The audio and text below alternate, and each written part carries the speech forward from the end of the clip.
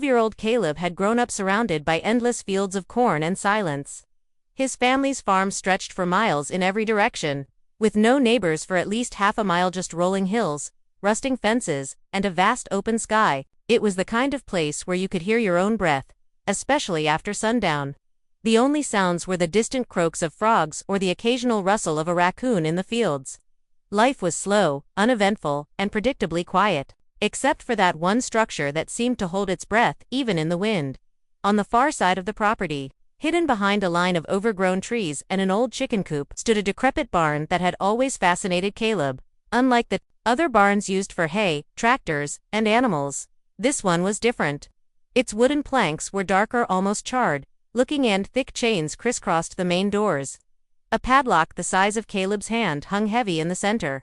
While other farm buildings showed signs of use, this barn looked untouched for years. Weeds grew tall around its base, and its roof sagged slightly, like it was tired of holding back a secret. Caleb had asked about the barn many times, but his father always responded with the same cold, clipped warning, "That barn's not for you." The first time he heard it, Caleb had laughed, thinking it was a joke. But the expression on his father's face, tight-lipped and pale, told him otherwise. He had seen that look only once before, when their dog, Duke, had run off into the woods during a storm and never come back. It was a look of grief. Or maybe fear. After that, Caleb stopped asking questions, but his curiosity only grew stronger with time. Occasionally, Caleb would ride his bike out to the edge of the cornfield and just sit, watching the barn from a distance. Something about it always made the hairs on his arms stand up. The way it seemed to still, even when the wind was strong enough to shake trees. The way animals avoided it. Birds never perched on its roof, and squirrels never climbed its sides. Once, he saw a deer walk near the barn and then freeze, its eyes locked on the chained doors. It backed away slowly, never turning its back until it had disappeared into the corn. Caleb remembered that moment more vividly than he cared to admit. Despite his father's warnings, Caleb couldn't shake the feeling that there was something alive about the old structure, something waiting. It wasn't just a barn to him anymore. It was a mystery, a puzzle, a hidden part of his family's past. And though he didn't know it yet, a single misplaced kick of a soccer ball was about to unlock everything his father had spent years trying to hide. It was one of those heavy summer afternoons when the air felt thick enough to chew. Caleb had been playing soccer alone in the backyard, kicking his worn-out ball against the side of the barn near the house, pretending he was in a championship match. He'd always played alone, there were no kids nearby, and his father was usually too busy or too tired to join him. The rhythm of his kicks gave him comfort, a small rebellion against the boredom that came with endless farmland and no Wi-Fi. That day, though, something felt off. The birds were quieter than usual, and the wind had died down completely. Even the sun seemed unusually still. He lined up for a powerful shot, squinting against the glare. His foot struck the ball just a second too late, and it ricocheted off his shin with a sharp thud. Caleb cursed under his breath as the ball arced awkwardly into the sky. It soared higher than it should have, and headed straight for the one place it was never supposed to go. Time seemed to slow as he watched the ball clear the fence, sail over the wild grass, and crash through a tiny, cracked window on the upper side of the forbidden barn. The sound of breaking glass echoed across the empty fields like a scream. His heart dropped into his stomach. For a long moment, Caleb just stood there, staring. The silence that followed was unnerving, like the entire world was holding its breath. He glanced toward the house. No sign of his father. His truck was still gone. He had maybe 20 minutes before he returned. Caleb's mind raced. He could lie. He could pretend he never saw where the ball landed. But something inside him, parts fear and curiosity, began pulling him toward the barn. The broken window was too high for him to see into, but now it was open. And so was the chance. He ran across the field, kicking up dirt and dead grass, trying to ignore the prickling sensation crawling up the back of his neck. As he reached the barn, he circled around the side, examining the window. The hole wasn't big enough to climb through safely, but just above the hayloader ramp on the backside was a small ledge that led to another window, intact, but rotting at the frame. Caleb scrambled up the ramp and pressed his fingers into the wood. The frame groaned, then cracked, and within seconds he had forced the window open wide enough to slide through as soon as his feet touched the ground inside. He regretted it. The air was stale and suffocating, like it hadn't been disturbed in decades. Dust floated in thick layers through the shafts of light pouring from the broken window. Shadows clung to the corners, deep and cold. His ball rested near the center of the barn, but it was what stood just beyond it, a large shape covered by a heavy tarp that made Caleb freeze in place. Something about the way it sat in the center of the floor, perfectly still and symmetrical, didn't feel right. The barn was supposed to be empty, but it wasn't. Caleb took a hesitant step forward, the floorboards beneath him groaning under his weight. The air inside the barn was thick like inhaling dust and secrets. His eyes stayed locked on the tarp-covered object in the center of the room. His soccer ball, the reason he'd come in, now felt irrelevant compared to the quiet terror clawing at his spine. He could hear his own breathing echo in the barn's hollow belly. There were no tools, no bales of hay, no signs of farming equipment. It was empty, unnaturally so, except for that single shape in the center, covered like a sleeping giant. He moved closer, one slow step at a time, the silence only broken by the creaking wood beneath his feet. His hands trembled as he reached for the tarp. It was heavier than he expected, damp, thick, and smelled faintly of mold and old oil. With a sharp breath, he pulled the edge back. Beneath it was not a tractor, as he had vaguely imagined, but a metal hacha, solid, industrial-looking square door bolted into the barn floor. It looked completely out of place in the old wooden structure, like someone had dropped a bunker lid from a war zone into the middle of a farmhouse. Stranger still were the markings. Around the edges of the hatch, symbols had been etched directly into the wooden floorboards. They weren't English. In fact, Caleb couldn't recognize any of them. Some looked like stars with too many points, others like twisted vines looping into themselves. The grooves were darkened, as if burned in by a hot blade. Caleb reached out to trace one with his finger, but stopped. The air above the hatch felt different, cooler, like standing in front of an open freezer door in the middle of summer. The kind of cold that wasn't just physical, it had a weight to it, like pressure on the skin. The hatch itself had no visible handle. Only a round, metallic disc in the center, flush with the surface. And it was locked tight. Not with a keyhole, but with several sliding bolts that looked custom-made to stay shut. Caleb tried to shift one, just to see if it would budge, but it wouldn't move even an inch. Whatever was down there, if anything, had been sealed up tight. But that didn't explain the symbols, or the unnatural cold, or why his father had chained up the barn instead of just locking the door like a normal person. Caleb stepped back, unease growing in his chest like a balloon, ready to burst. He suddenly felt very small, standing over that hatch. The stale air now tinged with something almost metallic like blood or rust. The ball was just a few feet away now, lying in the shadows. He grabbed it without taking his eyes off the hatch, clutching it to his chest like it might protect him. Then, without warning, a dull thud echoed from beneath the metal door. Not loud, just enough. Enough to freeze Caleb's blood and make his legs feel hollow. It wasn't his imagination. Something had moved underneath.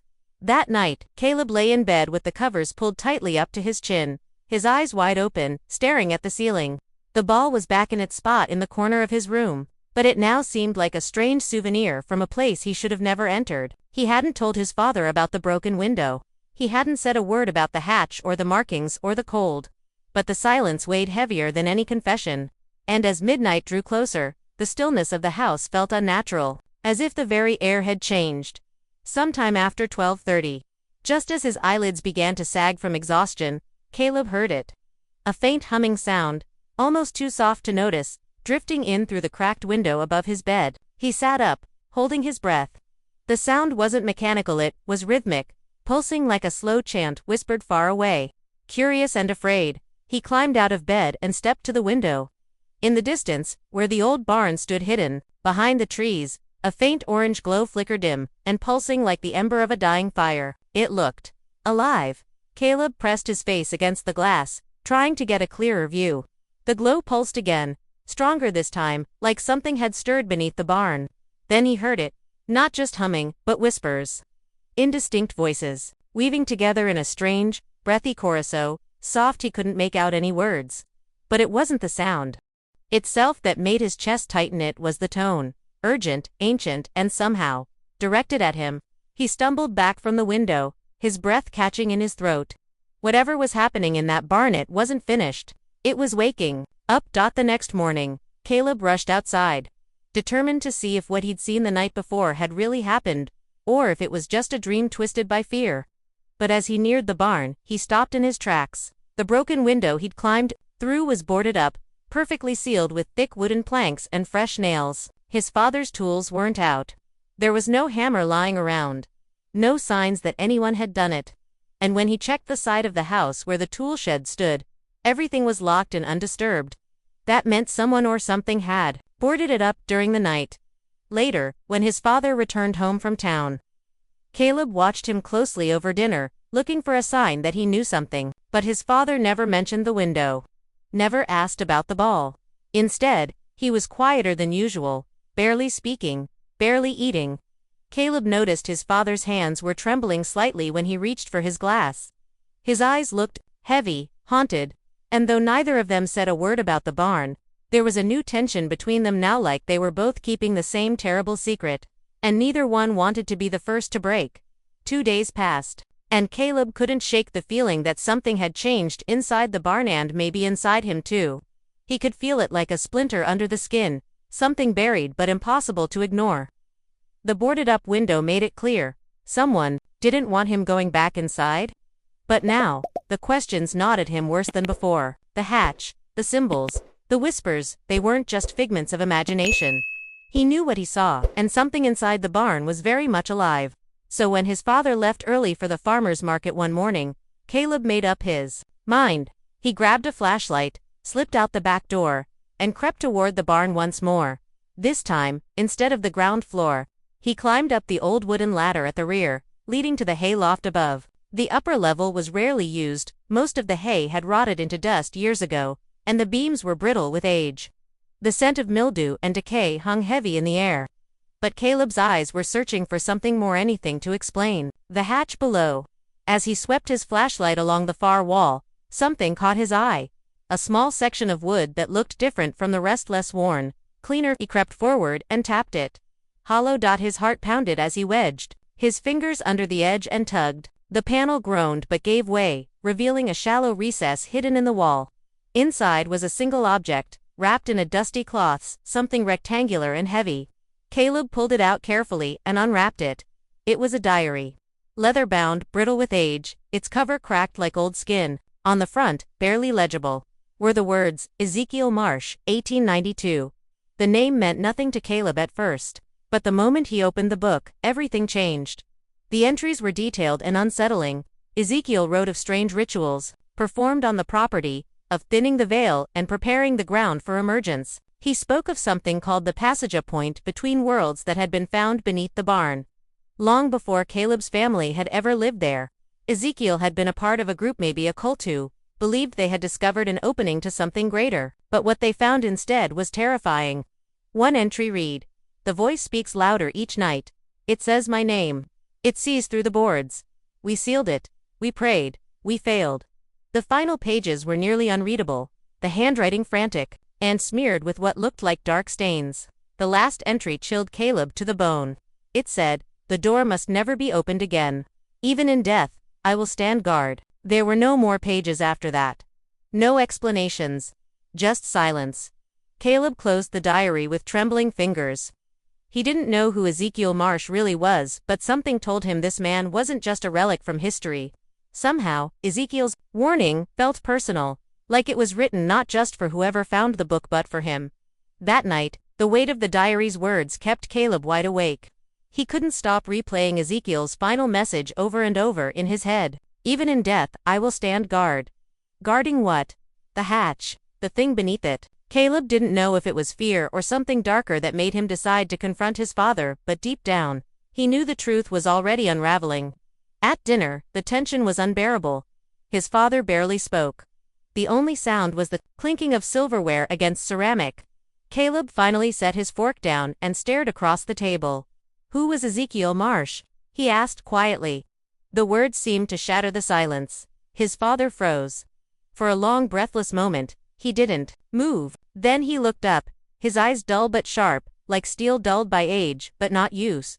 Where did you hear that name? He asked. His voice was low, but it trembled not with anger, but something worse. Fear. Caleb hesitated. There's a diary, he said. In the barn, he wrote about a door, something underground. His father slowly stood up and walked to the window. He didn't look out, he just stood there, hands in his pockets, shoulders heavy. "He was our blood," he said finally. "Your great-grandfather. And that barn is not a barn, it's a prison." The truth came slowly, painfully. His father explained that Ezekiel, Marsh had been the founder of a group that believed they'd discovered a rift in the earth, something ancient. Something never meant to be touched. At first, they believed it was sacred, even divine. But then, people began to change. Some went mad, others vanished. And something came through, something they didn't understand. Ezekiel turned on his own followers in the end, sealing the hatch and carving runes into the wood, locking it away. Every generation since had been tasked with protecting it, passing down the knowledge and burden. The diary was meant to be hidden forever. Caleb sat in stunned silence.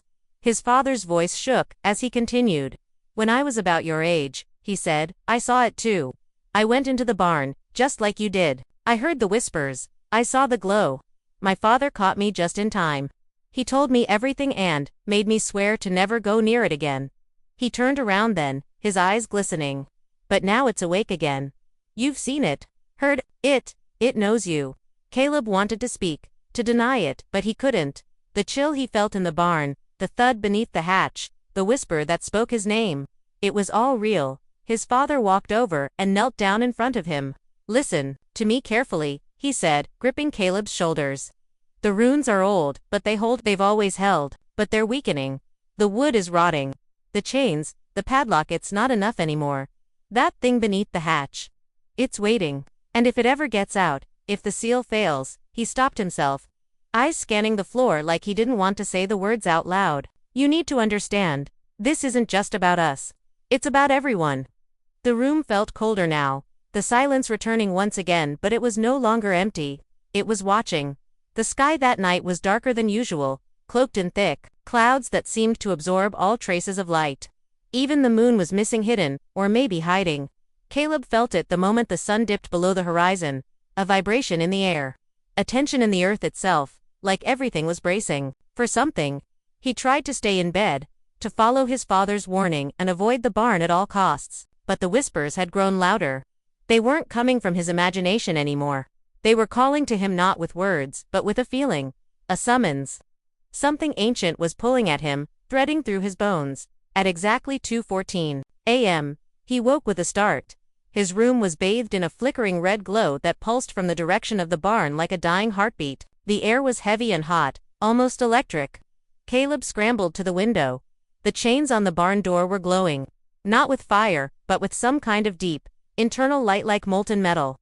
As he stared, the door shook once, hardened. The padlock snapped open, falling to the ground with a clank that echoed all the way to the house. Before Caleb could even process it, he saw movement near the barn. His father already there, barefoot, dressed in only his jeans and undershirt, hammer in hand, racing toward the now swinging doors. Caleb didn't think. He just ran. The cold hit him the moment he stepped outside, a shock to the system in the middle of August. But it wasn't just the temperature, it was the feeling, the sense that he had stepped into a place that was no longer part of the world he knew. Shadows moved unnaturally around him. The barn loomed ahead like a living thing, its boards creaking and breathing, as if exhaling something it had held for too long. As he reached the open doors, he saw his father on the floor, on his knees over the hatch, hammering desperately at one of the locks. His face soaked in sweat, fear etched into every line. Inside the barn, it was chaos. The symbols on the floor had lit up with a dull, angry red glow, pulsating in time with the hatch, which now throbbed like something beneath it was pushing upward. The bolts were vibrating, shifting slightly, the air above them shimmering like heat on asphalt. Caleb wanted to help, to scream, to run, he didn't know which, but he couldn't take his eyes off the hatch. The metal disc in the center was spinning now, slowly, as if turning by unseen hands. And then, without warning, it stopped. One final click echoed through the room and the center of the hatch cracked open. From the narrow gap, a faint oily mist hissed out like breath. Then, an eye appeared, not human, but something worse, something too human. It was as if someone had taken the parts of a face and rearranged them into something familiar yet grotesquely wrong. The eye was gray, cloudy, but alive. It darted around the room and then locked onto Caleb. The moment their gazes met, his breath caught in his throat. He couldn't move, he couldn't blink. And then it spoke his name. Not aloud, but inside his mind, as if it had always known him, as if it had been waiting. Caleb stumbled backward, as the voice echoed through his mind, louder now, like 1,000 thoughts, speaking in unison. His father shouted something, words lost in the noise, as he swung the hammer one final time, smashing the metal disc with a blow so hard it cracked the concrete floor beneath the hatch. Instantly, the glow from the runes vanished. The mist shrank back. The hatch slammed shut with a deafening boom, and the barn was swallowed in total darkness. Silence fell. Only the sound of their heavy breathing remained, and the faint creak of the barn settling as if exhaling after holding its breath for over a century. The symbols were dark, now lifeless. Caleb's father knelt over the hatch, shoulders shaking, one hand resting on the warm metal surface. "It's sealed," he whispered, voice trembling. For now, they never spoke of that night again. The barn was chained tighter, reinforced, and buried beneath layers of dirt and concrete weeks later. But something had changed in Caleb. The voice hadn't left. It was quieter now, hidden beneath layers of thought, but sometimes, late at night, he still heard it whisper his name, not as a threat, but as a promise.